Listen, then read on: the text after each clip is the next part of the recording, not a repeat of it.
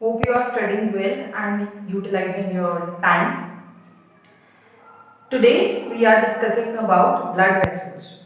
This topic includes in life processes. Previous videos you can see on our channel, that is Destination Academy, and you can check also in the description. I will send some links. Today we are studying about blood vessels. In previous two videos we have discussed about blood, okay, and human heart. The three components, as I told you earlier, three components include in cardiovascular system or circulatory system, namely as human heart, blood and blood vessels. तो दो topic हम लोगों ने complete कर लिए हैं और आज हम लोग ब्लड वेसल्स पढ़ेंगे। ब्लड वेसल्स जो है, अगर हम पहले थोड़ा सा रिविजन कर लेते हैं ह्यूमन हार्ट का। ह्यूमन हार्ट मैंने बोला था कि एक फीस्ट जो होती है, हमारी हैंड जो होती है, मुट्ठी बंद करते हैं उतना हमारा हार्ट का स्ट्रक्चर बताया जाता है। तो ऊपर वाले दो चेंबर्स एट्रियम होते हैं, नीचे वाले दो चेंबर्स वेंट्रिकल होते हैं। ब्लड हमने पढ़ लिया था, ऑक्सीजनेटेड होता है, डीऑक्सीजनेटेड होता है।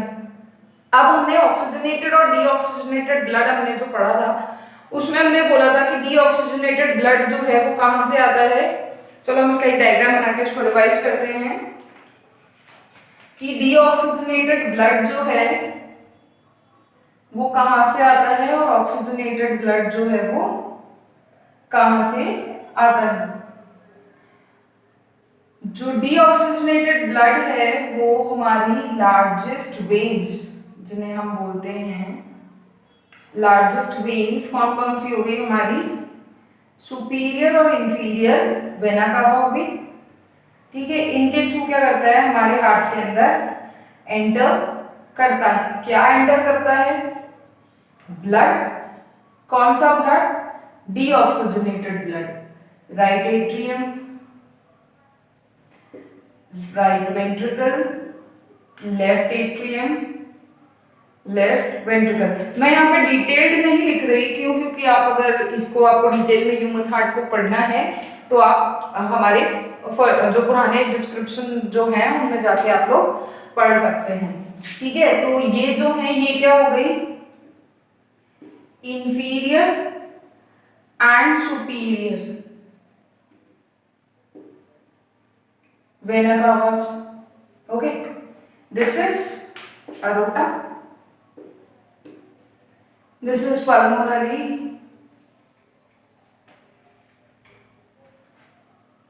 artery and this is pulmonary vein, okay fine. यहाँ पर हम बाकी सबको लेबल नहीं कर रहे हैं, जो हमको मेजरली इस टॉपिक से रिलेटेड पढ़ना है हम उसी को यहाँ पे लेबल करके उसके थ्रू हम लोग समझेंगे कि ब्लड वेसल्स जो है एक्चुअली होती क्या है और हार्ट से वो किस तरीके से लिंक्ड होती है और किस तरीके से ब्लड की पंपिंग करती है। तो अगर हम लोग इंफीरियर और सुपीरियर वेना कावा की बात करें तो यहाँ पर कौन सा ब्लड जाता है हमारे हार्ट में, डीऑक्सीजनेटेड ब्लड, या फिर हम बोल सकते हैं हम इसको बोल, और यहां से अरोटा से कौन सा ब्लड जाएगा, ऑक्सीजनेटेड, ऑक्सीजनेटेड ब्लड जाएगा, ठीक है।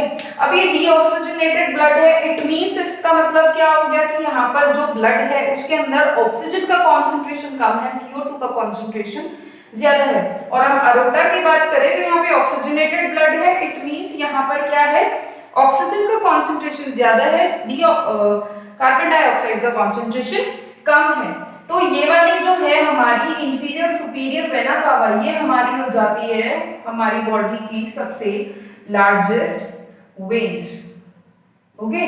अगर पूछा जाए व्हाट इज या नेम द लार्जेस्ट वेन, तो लार्जेस्ट वेन होती है हमारी इंफीरियर और सुपीरियर वेना कावा, जो क्या करती है, जितना भी डीऑक्सीजनेटेड ब्लड है, जितने भी हमारे बॉडी के सेल जो काम कर रहे हैं वहां से जितना भी सेल की मेटाबॉलिक एक्टिविटीज से जितना भी कार्बन डाइऑक्साइड कलेक्ट हो रहा है और ऑक्सीजन जितना भी काम में लिया जा रहा है, कार्बन डाइऑक्साइड को छोड़कर आती है उधर तक ट्रांसपोर्टेशन, क्योंकि हमने ब्लड में पढ़ा था ब्लड का मेजर फंक्शन क्या है, ट्रांसपोर्टेशन किसका करना, न्यूट्रिएंट्स का और ऑक्सीजन कार्बन डाइऑक्साइड का लेवल मेंटेन करके रखना। तो वही काम है यहाँ पर। लार्जेस्ट वेन जो है वो राइट एट्रियम में ब्लड कहाँ से लेकर आती है, inferior and superior vena cava से लेकर आती है, ठीक है। और यहाँ हम देखें तो ऑक्सीजनेटेड ब्लड किसके थ्रू जा रहा है, अरोटा के थ्रू, तो ये क्या हो जाती है हमारी लार्जेस्ट आर्टरी। लार्जेस्ट आर्टरी कौन सी हो गई हमारे ब्लड की, सॉरी हमारी बॉडी की, वो हो गई अरोटा। और लार्जेस्ट वेन कौन सी हो गई, सुपीरियर और इंफीरियर वेना कावा। अब देखो ब्लड वेसल्स की अगर हम बात करें तो वेसल क्या होता है, छोटे छोटे बर्तन, ठीक है, छोटे बर्तन बड़े बर्तन, वेसल्स हम बोल सकते हैं कि छोटे छोटे बर्तन होते हैं। ब्लड को, क्योंकि ब्लड जो है वो एक कैसा सब्सटेंस है, blood is a fluid connective tissue, ये हमने पढ़ लिया है, ठीक है। अब ये क्या है, फ्लूइड है। तो जैसे हम लोग घर में पानी को स्टोर करने के लिए हमें क्या चाहिए होते हैं, कोई ना कोई यूटेंसिल्स चाहिए होते हैं, कोई वेसल्स चाहिए होते हैं, या कोई बर्तन चाहिए होते हैं। सेम ब्लड को जो है एक जगह से दूसरी जगह ट्रांसपोर्ट होने के लिए क्या चाहिए, एक स्ट्रीम चाहिए, एक वेसल लाइक कंटेनर्स, या हम बोल सकते हैं हम पर्टिकुलर ट्यूब लाइक स्ट्रक्चर। जैसे हमारे घर पे पानी जो है वो पानी जब हम भरते हैं तो हम लोग वो लगाते हैं, ट्यूब्स लगाते हैं। ट्यूब्स के थ्रू क्या होता है, वाटर जो है कंडक्ट होता है from one side to another. Same हमारी ब्लड वेसल्स जो है वो क्या काम करती है, इस फ्लूइड को ट्रांसपोर्ट करना, कहां से, हार्ट से हमारे बॉडी के पार्ट पर। जैसे कि अगर मैं बात करूं मेरे हैंड्स, ठीक है, मेरा हेड, मेरा हार्ट जो मैंने बताया था वो कहाँ होता है, सेंट्रली लोकेटेड होता है, और टिल्टेड कहाँ होता है, हल्का सा लेफ्ट की तरफ टिल्टेड होता है। तो यहाँ से हेड का जो डिस्टेंस है काफी कम है, यहाँ से हैंड का जो डिस्टेंस है वो काफी कम है। तो यहाँ पर क्या है, इन वाले एरियाज में ब्लड जो है वो जल्दी जल्दी ट्रांसपोर्ट करेगा। क्यों करेगा, क्योंकि यहाँ का डिस्टेंस कम है, और पंपिंग वो इतनी, हमारा हार्ट जो है वो इतनी तेज पंपिंग करता है जिससे क्या होगा, ब्लड इजीली यहाँ तक पहुंच जाएगा। पर अगर मैं मेरे टो की बात करूं, पैर की बात करूं, तो वहां पर क्या है, ब्लड पहुंच पाएगा जितना इजीली हेड और हैंड्स में पहुंच पाएगा, नहीं पहुंच पाएगा।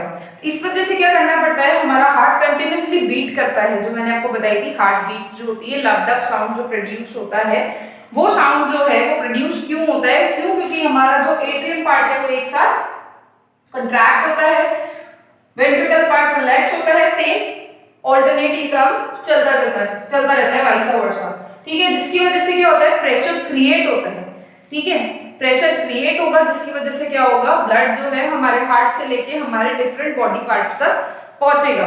तो अब हम देखें तो हमारी ब्लड वेसल्स जो है मेजरली हम उनको 5 डिफरेंट पार्ट्स में डिवाइड कर सकते हैं।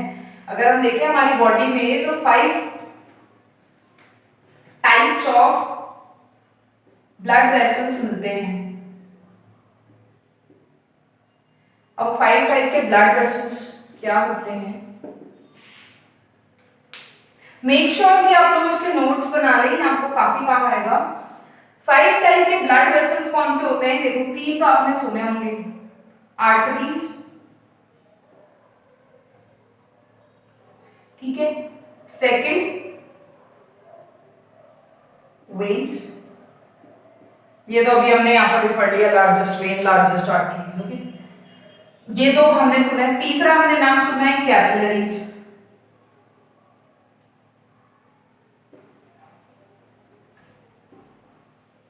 ठीक है, ये 3 नाम हमने सुने।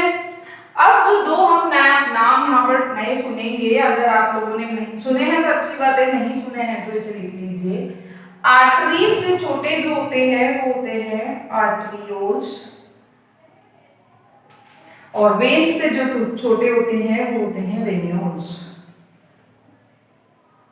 देखो 5 टाइप के कौन सी ब्लड वेसल्स हैं, arteries, arterioles, capillaries, veins and venules, ठीक है। अब अगर हम इनकी नंबरिंग देखें तो फर्स्ट पोजीशन पे हम इसको रखेंगे, second, third, fourth and fifth, sorry fourth and fifth.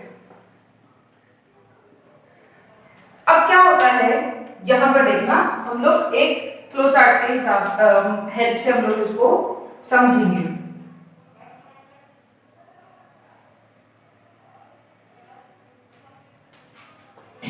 Arteries जो हैं वो हमारे, अगर हार्ट की बात करें तो इसकी अगर हम बात करें तो ये आर्टरी है, यहाँ से ब्लड है। अब आर्टरीज क्या है इसको हम डिटेल में पढ़ेंगे, पर एक बार हम समझ लेते हैं इसको। आर्टरीज जो है यहाँ वाली, जैसे अगर हम अरोटा की बात करें तो अरोटा क्या होगा, एक मोटा सा पाइप होगा, ठीक है। जैसे हम इसको समझते हैं एग्जाम्पल लेके, हमारे घर का जो पानी आता है वो एक बड़ी सी टंकी से आता है, ठीक है। अब उसका जो पाइप है वो छोटा तो होगा नहीं, क्यों? क्योंकि उन्हें क्या करना है, बहुत सारी नीड्स को सेटिस्फाई करना है। तो इस वजह से क्या होगा, पाइप जो है वो काफी मोटा होगा, ठीक है। फिर धीरे धीरे जैसे जैसे एरिया आगे की तरफ वो बढ़ता जाएगा, जहां से हमें सप्लाई मिल रही है, ठीक है। जैसे माने कि यहाँ से सप्लाई मिल रही है, तो यहाँ पर जो कनेक्शन है उसको लोड लेने के लिए उस पाइप को मोटा रखना पड़ेगा। आगे जैसे जैसे जाता जाएगा पाइप जो है उसकी जो नैरोनेस है वो आगे जाते जाते कम हो जाएगी। और हमारे घरों में हम लोग छोटे छोटे पाइप यूज करते हैं, पतले पतले, ठीक है, ज्यादा नैरो नहीं होते हैं वो पाइप्स, ठीक है। तो मेरा कहने का मतलब ये है कि अगर ये हम माने कि ये हमारी टंकी है पानी की, ठीक है, तो ये हमारे ब्लड की टंकी है, ठीक है। अब ये पंपिंग कर रहा है तो कहाँ आ गया, अरोटा। अरोटा क्या हो गया, वो बहुत मोटा सा पाइप हो गया। तो इस पाइप को मोटा होना जरूरी क्यों है कि ये जितना भी वाटर ब्लड यहाँ से निकलेगा उस लोड को वो ये क्या करे, ले सके। और जैसे जैसे आगे जाते जाएंगे तो आर्टरीज जो है वो एज कंपेयर टू आर्टेरियोल्स मोटी होती है, यानी थिक होती है, ठीक है। वेन्स थिन होती है। आर्टेरियोल्स जो हैं, आर्टरीज जो हैं, जैसे कि अगर हम बात करें, मेरा हार्ट है, ठीक है, ह्यूमन हार्ट मैंने बना दिया यहाँ पर 4 चैम्बर, ठीक है। अब आर्टरीज से यहाँ से अरोटा से क्या निकल रहा है, ब्लड निकल रहा है। अब ये अरोटा जो है वो एक मोटा सा पाइप है, ठीक है। अब सोचिए कि आगे हैंड है, ठीक है, तो ये पाइप जो है डिवाइड हो जाएगा, जितनी नीड होगी उतना डिवाइड होगा, फिर फर्दर ये बढ़ेगा, ठीक है। फिर आर्टरीज हैं, फिर छोटी छोटी फाइन नेटवर्क्स बन जाएंगे, ठीक है। ये फाइन नेटवर्क्स कनेक्ट होंगे,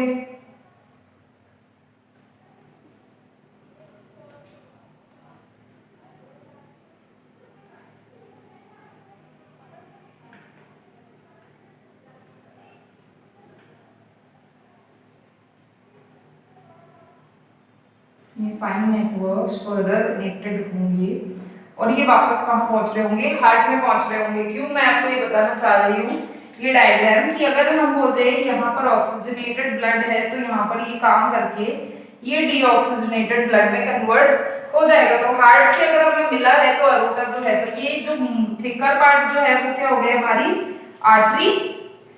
उससे थिनर पार्ट जो है वो हमारे क्या हो गए, आर्टेरियोल्स। उससे थिनर पार्ट जो है वो क्या हो गए, हमारे कैपिलरीज।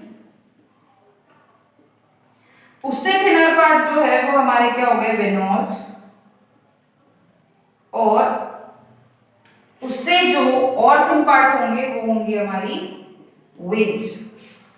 ओके, तो इस तरीके से चलता है इनका फॉर्मेट। मैंने यहाँ पे जो फ्लो चार्ट बनाया है वो भी ऐसे बनाया है, arteries, arterioles, capillaries, venules and veins. तो हम पहले आर्टरीज एंड आर्टेरियोल्स पढ़ेंगे, देन वेन्स एंड वेन्यूल्स पढ़ेंगे, देन कैपिलरीज पढ़ेंगे। तो हमने अब तक जितना भी पढ़ा है कि आर्टरीज जो हैं वो क्या करती हैं, ऑक्सीजनेटेड ब्लड कैरी करती हैं, इलास्टिक होती है, कैपेसिटी होती है इनकी इलास्टिक होने की। ये सब हमने अब तक छोटी क्लासेस में हमें पढ़ाया गया है, सही है ये सब जो पढ़ाया गया है। अब आर्टरीज की अगर हम बात करें तो आर्टरीज जो हैं, फर्स्ट टॉपिक हम लोग लेंगे आर्टरीज एंड आर्टेरियोल्स।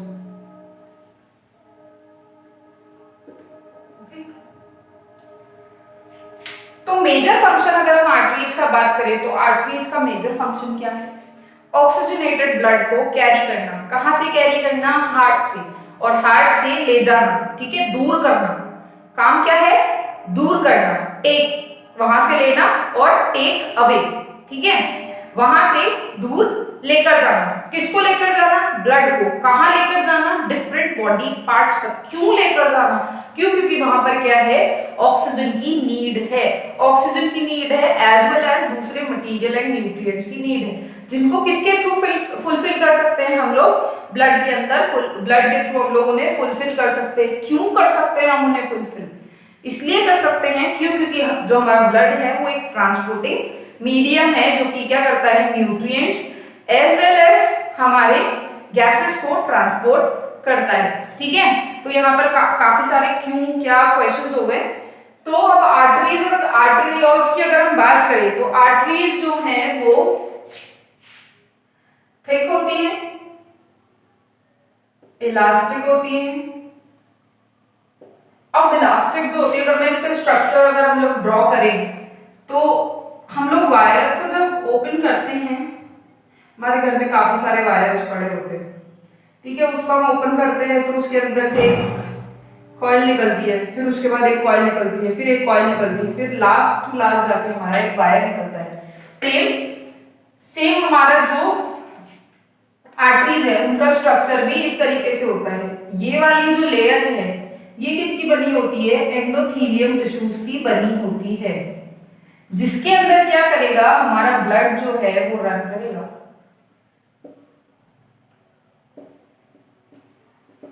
ठीक है, हमारा ब्लड जो है वो रन करेगा, किसके अंदर करेगा? एंडोथेलियम के अंदर रन करेगा, ठीक है। बाकी ये वाली चीजें जो है वो ये क्या है? ये क्या है? ये इसे प्रोटेक्ट करने की लेयर्स हैं, जो क्या करेगी? जब भी हार्ट के ऊपर, जैसे कि अगर हम बात करें यहाँ पर ये हमारा पाइप है, इसके अंदर हमारा ब्लड है बहुत तेजी से फ्लो कर रहा है, तो ये क्या करेगी? इसको इलास्टिसिटी को बढ़ा लेगी। इलास्टिसिटी बढ़ाने से क्या होगा? जितना भी ब्लड का लोड जो आ रहा है उसको ये क्या करेगी?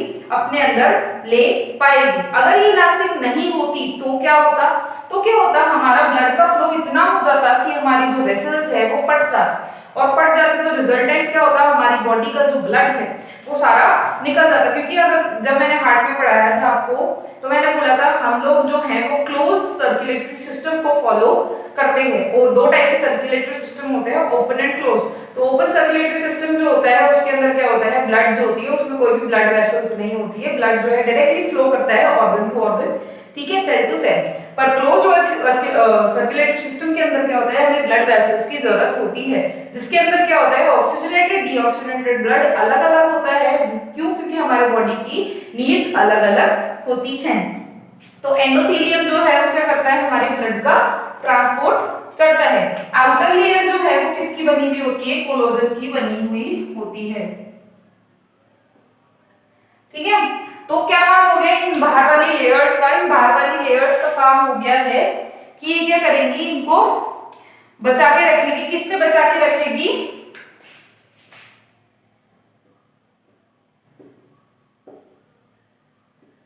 फटने से, ठीक है। तो ये लेयर्स इस तरीके से होती है। कोलेजन के बाद स्मूथ मसल्स होती है, स्मूथ मसल्स के बाद एंडोथेलियम होता है, जिसके अंदर हमारा ब्लड ट्रांसपोर्ट होता है। तो ये इलास्टिक जो होती है वो किसकी वजह से होती है? कोलेजन, स्मूथ मसल और एंडोथेलियम की वजह से, सॉरी, कोलेजन और स्मूथ मसल की वजह से इलास्टिक होती है, और एंडोथेलियम के अंदर हमारा ब्लड जो है वो फ्लो करता है।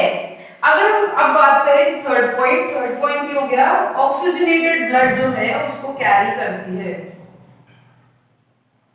Carry oxygenated blood. Third important point, carry करता है और क्या करता है? टेक अवे फ्रॉम हार्ट,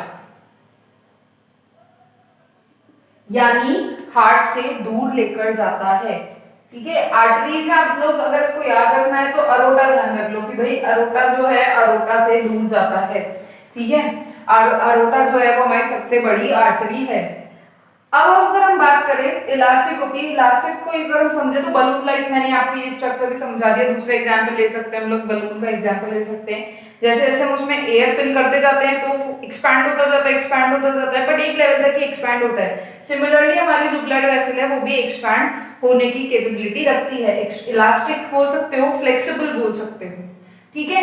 अब अगर हम आर्टरीज को डिटेल स्टडी करें कि आर्टेरियोल्स क्या है, आर्टरीज क्या है, तो हम इनको 3 पार्ट्स में डिवाइड कर देंगे, ठीक है। Arteries are divided into 3 parts। अब वो 3 पार्ट्स कौन कौन से हैं, नेमली पहली होती है लार्ज, ठीक है, दूसरी होती है मीडियम और तीसरी होती है स्मॉल।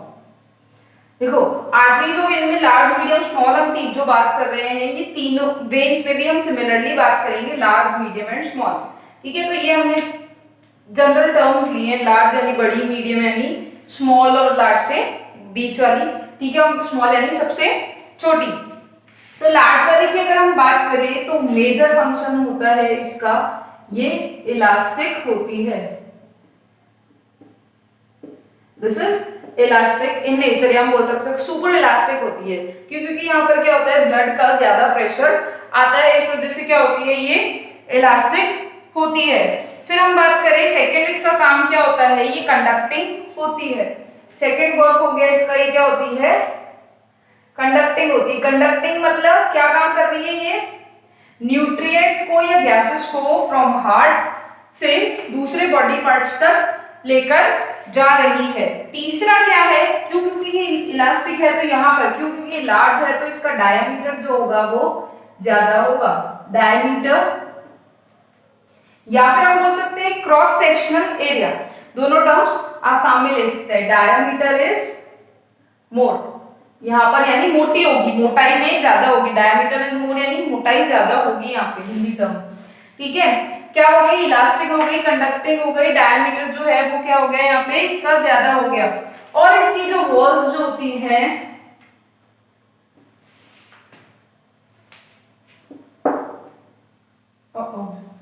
इसकी जो वॉल्स होती हैं वो कैसी होती हैं, थिक होती हैं, ठीक है।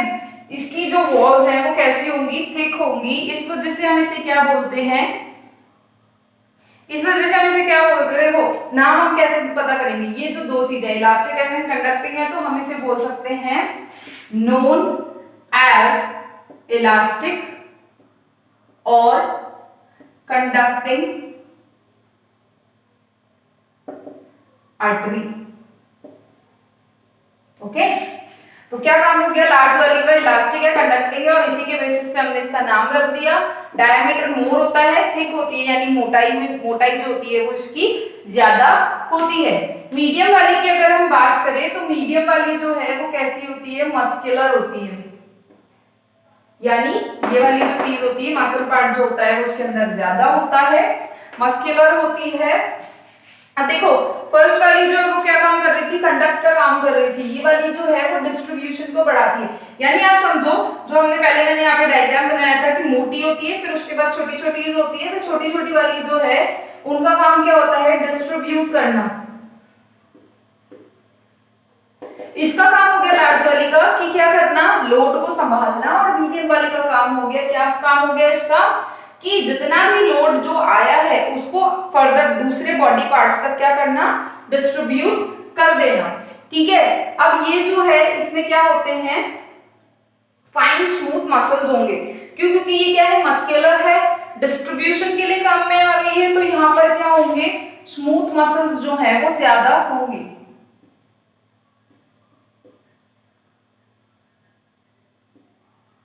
ठीक है। और इसे हम क्या बोलेंगे, नोन एज, सेम वही मस्कुलर और डिस्ट्रीब्यूटिंग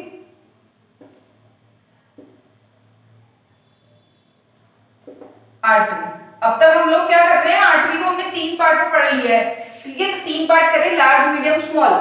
तो लार्ज वाला हम बोल रहे हैं उसको elastic and conducting artery, medium वाले को हम बोल रहे हैं मस्कुलर और डिस्ट्रीब्यूटिंग आर्टरी।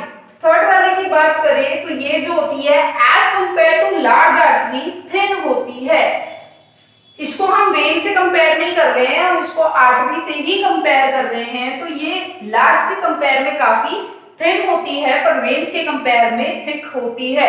वर्ड्स को वापस सुनना, लार्ज आर्टरीज के कंपेयर में थिन होती है पर वेन्स के कंपेयर में थिक होती है। ठीक है, तो हम यहाँ पर बात करें तो यहाँ पर ही क्या होती हैं, फाइन ब्रांचेस होती हैं, इसमें फाइन ब्रांच होती है, स्मूथ मसल्स होंगी,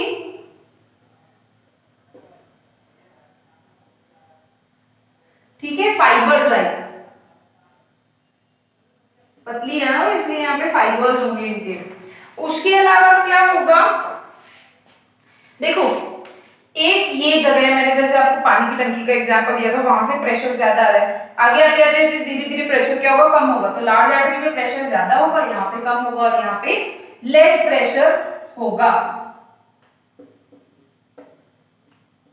जितनी ट्यूब पतली होती जाएगी इट मींस प्रेशर का जो काम है वो कम होता जा रहा है, फ्लो जो है वो धीरे धीरे कम होता जा रहा है। ठीक है, और इसे हम बोलते हैं नोन एज आर्टीरियोल्स।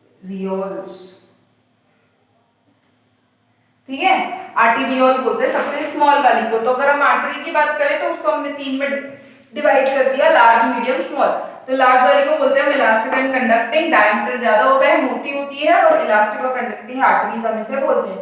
मीडियम वाले की बात करें तो मस्कुलर होती है, डिस्ट्रीब्यूशन के काम में आती है, स्मूथ मसल्स जो हैं एज कंपेयर टू लार्ज यहाँ पर ज्यादा होते हैं, इसलिए हम इसे क्या बोलते हैं, मस्कुलर एंड डिस्ट्रीब्यूटिंग आर्टरी हम इसे बोलते हैं। स्मॉल वाले की अगर हम बात करें तो यहाँ पे पतली होती है, ठीक है, नाम से पता चल रहा है स्मॉल। तो फाइन ब्रांचेस होती है, स्मूथ मसल फाइबर्स होते हैं, यहाँ पर प्रेशर जो है as compare to large and medium काफी कम होता है और इसे हम इसका नाम क्या दे देते हैं, आर्टेरियोल्स, हम इसका नाम दे देते हैं। अब क्या होता है, आर्टरीज से ब्लड, आर्टरीज लार्ज से मीडियम में गया, मीडियम से स्मॉल में गया, अब स्मॉल से कहां जाएगा, फाइन नेटवर्क लाइक स्ट्रक्चर बना हुआ होगा। आप लोगों की बुक्स जो हैं लाइक एनसीईआरटी वाली जो बुक है, आप जो बुक्स देखेंगे उसके अंदर बना होगा एक स्ट्रक्चर, जिसके अंदर इस साइड जो है रेड कलर की आर्टरीज बनी होंगी, इस साइड ब्लू कलर की वेन्स बनी होगी, बीच में हमारा हार्ट होगा और हमारे डिफरेंट ऑर्गन्स होंगे। तो जो फाइन नीचे तार नेटवर्क बना होता है मेशी सा, that mesh is of capillaries और ऑफ आर्टेरियोल्स। तो कैपिलरीज का फंक्शन क्या होता है, ऑक्सीजनेटेड ब्लड का जब काम हो जाए तो उसको अपने अंदर क्या करके रखना, कलेक्ट करके रखना और उसको कहां ट्रांसपोर्ट करना, टू दी वेन्स। अब वेन्स में जब जाएगा तो ब्लड कैसा हो जाएगा, डीऑक्सीजनेटेड हो जाएगा। हम लोग जब ड्राइंग भी बनाते हैं हार्ट की तो आर्टरीज को हम लोग रेड कलर से डिनोट करते हैं, वेन्स को हम लोग ब्लू कलर से डिनोट करते हैं। क्यों करते हैं, जब हमारे ब्लड के, अगर हम ब्लड को देखें तो ब्लड जो है 2 कलर्स का होता है, एक रेड और एक थोड़ा सा डार्क रेड। डार्क रेड क्यों होता है, क्योंकि वहां पे कार्बन डाइऑक्साइड का कॉन्सेंट्रेशन ज्यादा होता है, और रेडिश क्यों होता है, क्योंकि वहां पर ऑक्सीजन का कॉन्सेंट्रेशन ज्यादा होता है। तो आर्टरीज से ब्लड कहां जाएगा, कैपिलरीज में जाएगा, एंड देन कैपिलरीज से वेन्यूल्स एंड वेन्यूल्स से वेन्स में जाएगा। तो अब हम पढ़ेंगे वेन्यूल्स एंड वेन्स और उसके बाद हम पढ़ेंगे आर्टरीज। तो वेन्यूल्स एंड वेन्स की अगर हम लोग बात करें, ये समझ में आ चुका होगा आपको। अब हम बात करते हैं सेम वेन्यूल्स और वेन्स को भी हम 3 पार्ट में डिवाइड करके ही पढ़ेंगे, क्योंकि जब हम डिवाइडेशंस कर देते हैं ना बच्चों तो क्या होती है, चीजें हमारे पढ़ने के लिए, याद करने के लिए इजी हो जाती है।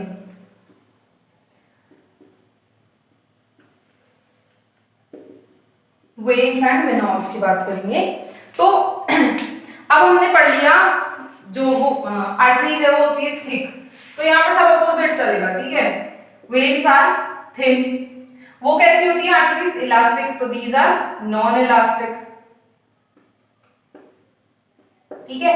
वो ऑक्सीजनेटेड ब्लड कैरी करती है, ये डीऑक्सीजनेटेड ब्लड कैरी करती हैं।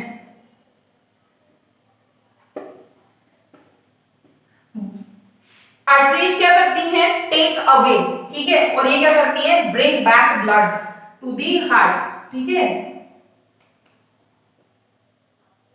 ये ब्लड को वापस लेकर आती है, किसमें, हार्ट में, bring back blood to heart, heart के अंदर लेके आती है। 4 काम हो गए, ठीक है। थिन होती है, नॉन इलास्टिक होती है, डीऑक्सीजनेटेड ब्लड कैरी करती है, हार्ट तक ब्लड को वापस लेकर जाती है। थिन क्यों होती है? क्यों? क्योंकि आर्टरीज पे सबसे ज्यादा प्रेशर पड़ता है, ठीक है। फिर धीरे धीरे आर्टेरियोल्स, फिर कैपिलरीज, तो वेन्स तक आते आते क्या होता है, प्रेशर काफी कम हो जाता है। और जब प्रेशर कम हो जाएगा तो हमें बड़े बड़े पाइप की जरूरत नहीं है। अगर पाइप ज्यादा बड़े बड़े होंगे तो क्या होगा, फ्लो जो है वो काफी रुक जाएगा, ठीक है। फ्रिक्शन की वजह से रेजिस्टेंस रुक जाएगा उसका, इस वजह से क्या होगा, ब्लड फ्लो नहीं कर पाएगा। इस वजह से हमारी जो वेन्स है वो काफी पतली हो जाती हैं। पतली जब हो गई, अब थर्ड थिंग नॉन इलास्टिक होती है, ठीक है। डीऑक्सीजनेटेड ब्लड कैरी करती हैं, इस वजह से हम इनको ब्लू या ग्रीनिश बताते हैं। अगर आपकी रिस्ट पे भी देखेंगे तो आपको देखने के लिए मिलते हैं, ग्रीन ग्रीन से स्ट्रक्चर देखते हैं। और आप अगर खुद की बॉडी पे ना देखना चाहे तो आप बुक्स में देखिए प्लीज। बुक्स के अंदर डायग्राम में आप जाएंगे तो ब्लू कलर को हम इन्हें बनाते हैं, ठीक है। और इसका काम क्या होता है, ब्लड को हार्ट तक लेकर जाना। जो हार्ट ने ब्लड पंप करके आर्टरीज को दिया, आर्टेरियोल्स को दिया, कैपिलरीज को दिया, फिर वेन्स और वेन्स क्या करती है, वापस से इसे लेकर आती है। लार्जेस्ट आर्टरी हमने बोली थी कौन सी होती है, अरोटा। और यहाँ पर लार्जेस्ट वेन कौन सी हो गई, inferior and superior vena cava, ये हो गई यहाँ पर वेन्स, ठीक है। अब इसे भी हम लोग तीन पार्ट्स में डिवाइड करके पढ़ेंगे। तो से वही veins are divided into 3 parts.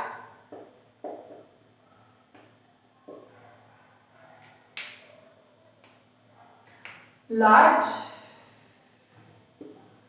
Medium and small, ठीक है। अब लार्ज, मीडियम, स्मॉल हम लोग इसको डिवाइड कर रहे हैं। तो लार्ज वाली जो है small to medium, medium to large जाएगी। अब इनके तीनों का कॉमन नेम ले लेंगे हम लोग, ट्यूनिका। ट्यूनिका हम लोगों ने नाम ले लिया इनका, ठीक है। अब ये वाला जो है ये हार्ट की तरफ, हार्ट से कनेक्ट रहेगा, बाहर की तरफ रहेगा, ब्लड वेसल्स के सिस्टम के बाहर की तरफ रहेगा, तो हम इसको बोलेंगे ट्यूनिका एक्सटर्ना, ठीक है। और वो अंदर की तरफ रहेगा, ब्लड वेसल से कनेक्टेड रहेगा, यानी कैपिलरीज, आर्टरीज से कनेक्टेड रहेगा, तो हम इसे बोलेंगे ट्यूनिका इंटरना। और ये बीच में है तो हम इसे बोलेंगे मीडिया, ठीक है। एक्सटर्नल, बाहर वाली है तो थिक होगी, ये थिनर होगी, और ये जो है मीडियम होगी, यानी इसके और इसके मीडियम होगी। अब देखो ये जो थिक, थिन, मीडियम की हम लोग बात कर रहे हैं, ये वेन के कंट्रास्ट में हम लोग बात कर रहे हैं। आर्टरी के कंट्रास्ट में अगर हम लोग बात करें तो वेन तो पतली ही होगी, यानी थिन ही होगी। बट अगर हम यहाँ पर वेन्स के कंट्रास्ट में लार्ज, मीडियम और स्मॉल को हम लोग डिवाइड करें तो जो लार्ज वाली है ट्यूनिका एक्सटर्ना जो है वो थिक होगी, ट्यूनिका इंटरना जो है वो थिन होगी, और ट्यूनिका मीडिया जो है वो मीडियम साइज्ड होगी, ठीक है। यहां पर क्या होता है, अब देखो वेल्व्स हमने हार्ट में पढ़े थे। वेल्व्स होते हैं स्पिंचर मसल्स के बने होते हैं। उनका फंक्शन क्या होता है कि हार्ट को यूनिडायरेक्शनल फ्लो करवाना, ठीक है। यूनिडायरेक्शनल हमें क्या करना है, फ्लो करवाना है। अब यूनिडायरेक्शनल फ्लो करवाना है किस चीज को रोकने के लिए कि डीऑक्सीजनेटेड ब्लड और ऑक्सीजनेटेड ब्लड एक साथ मिक्स ना हो जाए, इस वजह से रोकने के लिए। तो यहाँ पर क्या होता है, फ्लैप्स होते हैं, काफी सारी वेन्स में फ्लैप लाइक स्ट्रक्चर होते हैं। वो जो फ्लैप होता है उसे हम फ्लैप लाइक वेल्व होता है यहाँ पे, ठीक है। फ्लैप लाइक कस्प बोल सकते हैं आप, या फिर बोल सकते हैं आप वेल्व, ठीक है। फ्लैप लाइक क्या होता है, यहाँ पे कस्प होता है। तो देखो ट्यूनिका इंटरना की बात करें तो थिन होती है, फ्लैप लाइक वेल्व यहाँ पर होता है। मीडिया की हम बात करें तो यहाँ पर क्या होते हैं, स्मूथ मसल्स होते हैं। सेम वहां पर भी स्मूथ मसल्स ज्यादा थे, आर्टरीज में भी यहाँ पर भी स्मूथ मसल्स ज्यादा हैं, ठीक है। यहाँ पर स्मूथ मसल्स जो ज्यादा हैं, सेम उनका काम मीडियम है। फ्लो जो है थिन से मीडियम पे जाएगा, बढ़ेगा लोड, तो उस लोड को नॉर्मलाइज करने के लिए हमें क्या चाहिए, स्मूथ मसल्स हमें चाहिए। और यहाँ पर कुछ इलास्टिक फाइबर्स भी होते हैं जो क्या करेंगे, इलास्टिसिटी बढ़ाएंगे क्योंकि अब लोड बढ़ेगा। और यहाँ पर क्या होता है, कोलोजन होते हैं क्योंकि ये थिकर हो जाएगी तो सेम हमारा आर्टरी वाला स्ट्रक्चर चल जाएगा, पर आर्टरी के कंपेयर में ये पतले होंगे। ठीक है, तो चीजें आ गई यहाँ पर।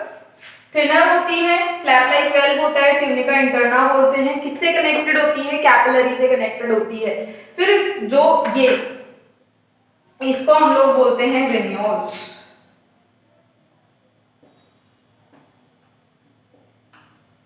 Known as venules. सबसे जो स्मॉल वाली होती है उसे वेन्यूल्स बोलते हैं। वेन्यूल्स कनेक्ट होते हैं मीडियम वाली से, जिसे हम बोलते हैं ट्यूनिका मीडिया। और ट्यूनिका मीडिया जो होती है ट्यूनिका एक्सटर्ना से कनेक्टेड होती है। अभी बनी हुई किसकी होती है, कोलोजन की बनी हुई होती है, थिक होती है। यहाँ पर स्मूथ मसल, क्यों स्मूथ मसल का काम क्या है, एक्सपैंड करना। एक्सपैंड क्यों करना है, क्योंकि यहाँ पर क्या होगा, लोड बढ़ेगा धीरे धीरे। और यहाँ ये जो है वो सीधी हार्ट से कनेक्टेड होती है, इसलिए इनका नाम होता है ट्यूनिका एक्सटर्ना।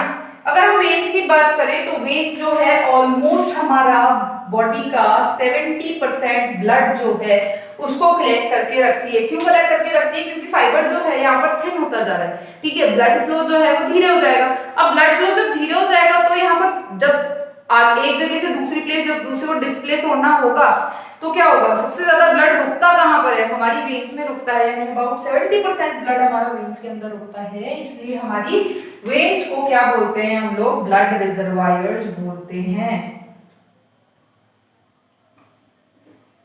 क्या बोलते हैं, ब्लड रिजर्वायर्स बोलते हैं। किसे बोलते हैं, हमारी वेन्स एंड वेन्यूल्स को बोलते हैं। क्यों बोलते हैं, क्योंकि यहाँ पे 70% ब्लड रुकता है। कहाँ रुकता है, वेन्स में रुकता है। क्यों रुकता है, इसलिए रुकता है क्योंकि यहाँ पे फ्लो जो है वो काफी कम हो जाता है, इस वजह से यहाँ पर रुकता है। तो ये हो गई हमारी बात वेन्स एंड वेन्यूल्स की।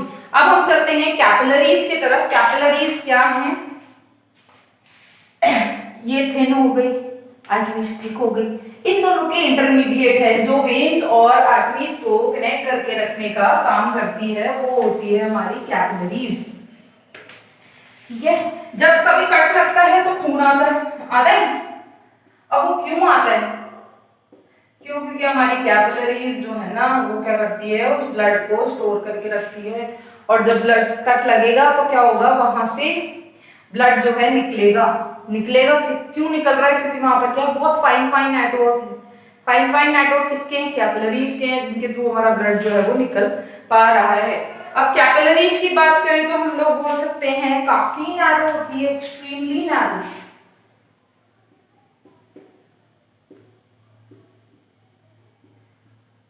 अगर हम इनकी बात करें तो लेस देन 1 mm से भी छोटी होती है। ठीक है, कनेक्शन जंक्शन होता है, या हम बोल सकते हैं जंक्शन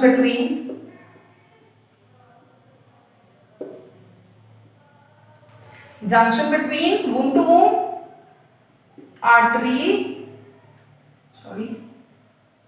आर्टरीज एंड वेन्स के बीच का क्या है, जंक्शन है, जो क्या कर रहा है, आर्टरीज और वेन को कनेक्ट करके रख रहा है। ठीक है, यहाँ पर जो ब्लड फ्लो जो होता है काफी कम होता है।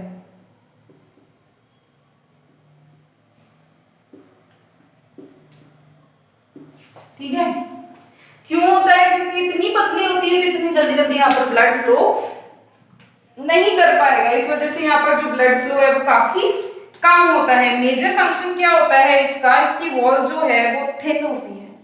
ठीक है, अब थिन होती है तो क्या करती है, न्यूट्रिएंट का ट्रांसफर यहाँ पर जल्दी जल्दी होगा, कम रहेगा। क्यों रहेगा, क्योंकि क्या होती है, थिन होती है।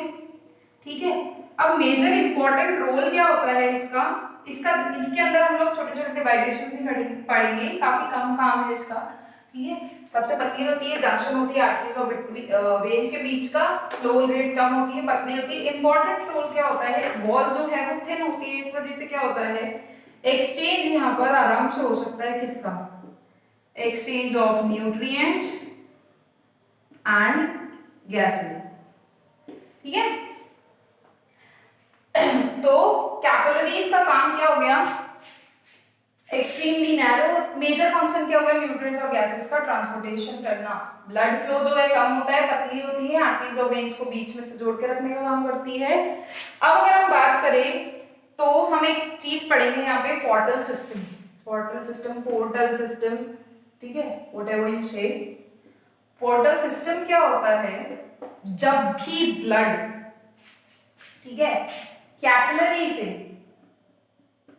जब भी ब्लड कैपिलरी से डायरेक्टली किसी भी दूसरी वेन के अंदर ट्रांसपोर्ट हो रहा है, क्या हो रहा है, कैपिलरी से ब्लड जो है किसके थ्रू ट्रांसफर, किधर ट्रांसफर हो रहा है, वेन के अंदर ट्रांसफर हो रहा है।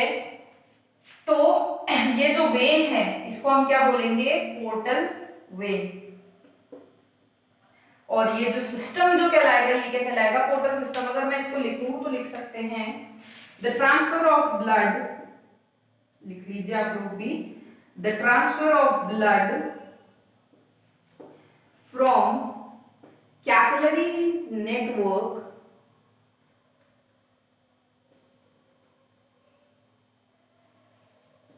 capillaries network into another vein is known as portal system, and the vein is known as portal vein। ठीक है, तो ब्लड जो है कैपिलरी नेटवर्क से अगर दूसरे वेन के अंदर ट्रांसफर हो रहा है तो उसे हम बोलते हैं पोर्टल सिस्टम, और जो वेन जो उस ब्लड को कैरी कर रही है वो क्या कहलाएगी, पोर्टल वेन कहलाएगी। और इनको जो है इनका ध्यान रखने का जो काम करता है वो कौन करते हैं, पिट्यूटरी ग्लैंड। कंट्रोल कौन करता है, पिट्यूटरी ग्लैंड एंड लिवर। ये पोर्टल सिस्टम वाला जो काम है इसको दोनों को कंट्रोल कौन करता है, पोर्टल सिस्टम वाले काम को कंट्रोल कौन से दो चीजें करती हैं, पिट्यूटरी ग्लैंड एंड लिवर इनका काम करता है। चलो तो हमने अब आर्टरीज पढ़ लिया, वेन्स पढ़ लिया, कैपिलरीज पढ़ लिया। अब इनके ऊपर हमने हार्ट भी पढ़ लिया, ब्लड भी पढ़ लिया, हमने ब्लड वेसल्स भी पढ़ ली। अब हम एक चीज पढ़ेंगे इसमें इंटरेस्टिंग चीज, ब्लड प्रेशर। ब्लड प्रेशर की बात करें तो ब्लड प्रेशर जो है उसको हम लोग मेजर कैसे करते हैं, जो हमारा हार्ट है वो जितना प्रेशर बना रहा है किसके ऊपर, आर्टरीज की वॉल के ऊपर, ठीक है, जितना प्रेशर हमारा हार्ट आर्टरीज की वॉल के ऊपर बना रहा है वो हम मेजर करते हैं एज अ ब्लड प्रेशर। यानी जितना प्रेशर हमारा हार्ट हमारी आर्टरीज की वॉल्स पे या फिर हम बोलते हैं हमारी ब्लड वेसल्स की वॉल पे बना रहा है उसे हम बोलते हैं ब्लड प्रेशर। मेजरली हम लोग आर्टरीज के थ्रू ही मेजर करते हैं। इसको मेजर हम लोग जब करते हैं तो हम लोग यूनिट काम में लेते हैं mmHg। mmHg यानी मिलीमीटर मर्क्यूरी, ठीक है, मिलीमीटर मर्क्यूरी हम जब यूज करते हैं तो यहाँ पर हम लोग इसे लिख लेते हैं ब्लड प्रेशर जो है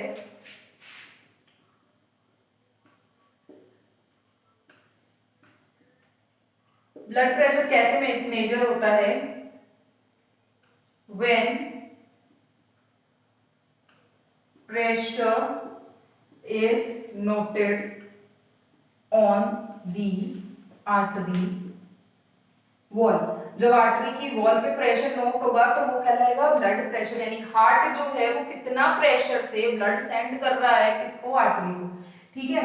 यूनिट की हम बात करें तो यूनिट हम इसको करते हैं mmHg, ठीक है, mmHg यानी millimetre of Hg is mercury, ठीक है। जो इंस्ट्रूमेंट काम में लिया जाता है वो होता है मैनोमीटर। ये हो गया हमारा इंस्ट्रूमेंट जो कि बीपी को नापने के लिए, इसको हम बीपी बोलेंगे, ठीक है, नापने के लिए काम में लिया जाता है। स्पिग्नोमैनोमीटर जो है वो क्या होता है, आप डॉक्टर्स के पास बॉक्स ओपन होता है उसके अंदर थर्मोमीटर लाइक अपीयरेंस बनी होती है और नीचे क्या होता है ट्यूब लाइक स्ट्रक्चर होता है, उस पे एक बलून लाइक स्ट्रक्चर फिट होता है और एक काफ होता है, एक बांधने की चीज होती है जो डॉक्टर हमारे हैंड पे यहाँ पर बांधता है, ठीक है, बांधता है और उस बलून लाइक स्ट्रक्चर से क्या करता है, प्रेशर क्रिएट करता है, और प्रेशर क्रिएट करता है तो यहाँ पर क्या होता है, हमारी आर्टरीज जो होती है उनके ऊपर क्या होता है, प्रेशर बनता है, ठीक है, प्रेशर बनता जाएगा, ठीक है। उस टाइम हम लोग देखेंगे कि हमारा हार्ट जो है वो उस आर्टरी के ऊपर कितना प्रेशर भेज रहा है, ठीक है। वो उसकी वजह से क्या होगा, हमारा जो थर्मोमीटर लाइक अपीयरेंस है वहां पर जो हमारा मर्करी है वो धीरे धीरे ऊपर या नीचे की तरफ जाएगा, जिससे हमें पता चलता है कि हमारा ब्लड का जो प्रेशर है वो कितना है, ठीक है। अब हम दो कंडीशन यहाँ पर हार्ट की पढ़ेंगे, एक होती है सिस्टोल और एक होती है डायस्टोल।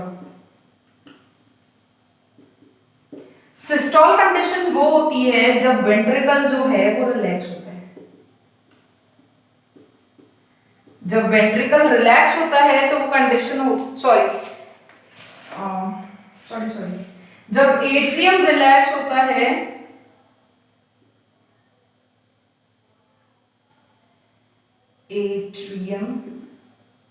जब एट्रियम रिलैक्स होता है तो वो कंडीशन कहलाती है सिस्टोल, और जब हमारा वेंट्रिकल जो है, जब हमारा वेंट्रिकल रिलैक्स होता है तो वो कंडीशन कहलाती है हमारी डायस्टोल। तो दो प्रेशर चलते हैं, सिस्टोल एंड डायस्टोल। तो सिस्टोल क्या हो गया, जब हमारा एट्रियम रिलैक्स हो रहा है, यानी हमारा ऊपर वाला चेंबर कॉन्ट्रैक्ट ना होके खुला हुआ है, और उस टाइम क्या हो रहा है, हमारा वेंट्रिकल वाला पार्ट जो है पूरा कॉन्ट्रैक्ट हो रखा है, ठीक है। डायस्टोल क्या होगा, हमारा एट्रियम वाला पार्ट पूरा कॉन्ट्रैक्ट हो रखा है, हमारा वेंट्रिकल वाला पार्ट जो है पूरा रिलैक्स हो रखा है। तो दो प्रेशर बनते हैं जिसे हम बोलते हैं systolic pressure and diastolic pressure. तो जब हमारा एट्रियम रिलैक्स होता है, तो हमारा एट्रियम जब रिलैक्स होता है तो वो कितना यूनिट ब्लड निकालता है, 120 mmHg यानी मिलीमीटर ऑफ मर्क्यूरी, ठीक है। और जब डायस्टोल कंडीशन में होता है तो कितना निकालता है, 80 mmHg, ठीक है। अब इसे हम कॉन्ट्रारी साथ में लिखें तो नॉर्मल बीपी जो होता है, यानी नॉर्मल ब्लड प्रेशर जो होता है वो कितना होना चाहिए, 120/80 mmHg। यूनिट लिखना मत भूलना बच्चों प्लीज, यूनिट के मार्क्स होते हैं, ठीक है। तो नॉर्मल ब्लड प्रेशर जो होता है वो कितना होता है, 120/80 मिलीमीटर ऑफ मर्क्यूरी, ठीक है।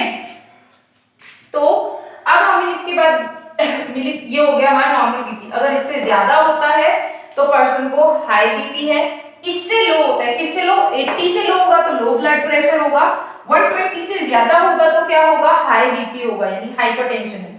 तो लो बीपी और हाई बीपी कैसे देखते हैं, 120 से ज्यादा यानी हाई बीपी और 80 से कम यानी लो बीपी यानी ब्लड प्रेशर। अब इसके बीच का होता है एक पल्स प्रेशर। हमारा हार्ट लपडप करता है, पढ़ा है हमने, करता है भाई।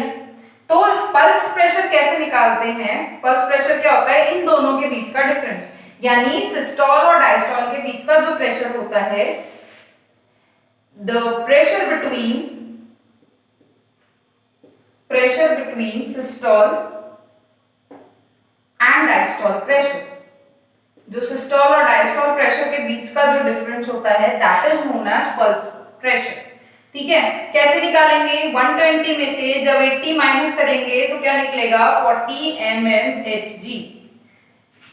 तो हमारा पल्स प्रेशर हमेशा कितना होना चाहिए, जब हमारा नॉर्मल बीपी है तब कितना होना चाहिए, 40 mmHg हमारा क्या होना चाहिए, हमारा पल्स प्रेशर होना चाहिए। तो ब्लड प्रेशर जो है, प्रेशर कब नोट होता है, आर्टरी की वॉल पे कितना हमारा हार्ट प्रेशर लगा रहा है, कि यूनिट क्या होती है, मिलीमीटर ऑफ मर्क्यूरी। स्पेग्नोमैनोमीटर इंस्ट्रूमेंट होता है जिसके थ्रू हम लोग मेजर करते हैं। दो कंडीशन होती है, systole and diastole. Systole pressure होता है 120 mmHg और डायस्टोल प्रेशर होता है 80 mmHg। नॉर्मल बीपी जो है नोटेड करते हैं 120/80 mmHg। पल्स प्रेशर जो है वो कैसे नोटेड होता है, सिस्टोल और डायस्टोल के बीच का जो डिफरेंस निकलेगा दैट इज पल्स प्रेशर। तो पल्स प्रेशर कैसे निकालेंगे, 120 - 80 तो हो जाएगा 40। ये किसके रेफरेंस में, नॉर्मल बीपी। जो हमारा बीपी हाई होगा उससे हमारे जो सबसे लोएस्ट वैल्यू आ रही है उसको जब माइनस करेंगे तो हमारी पल्स प्रेशर जो है वो ज्यादा या कम हो सकती है। बच्चों हमने कार्डियोवास्कुलर सिस्टम अब कंप्लीट कर लिया है, जिसके अंदर हमने ह्यूमन हार्ट पढ़ लिया है, ब्लड पढ़ लिया है, ब्लड प्रेशर पढ़ लिया है और इंक्लूडेड हमने ब्लड प्रेशर भी पढ़ लिया है। नेक्स्ट वीडियो जो है आप अब हम लाइफ प्रोसेस का नेक्स्ट टॉपिक लेंगे। ठीक है, हमने सर्कुलेटरी सिस्टम या हम बोले कार्डियोवास्कुलर सिस्टम वो हमने खत्म कर दिया है। होप आपको अच्छे से समझ आ रहा होगा, आप लोग घर पे पढ़ रहे होंगे। ऐसे ही पढ़ते रहिए और वीडियो को लाइक, शेयर और कमेंट करना ना भूलें। Thank you.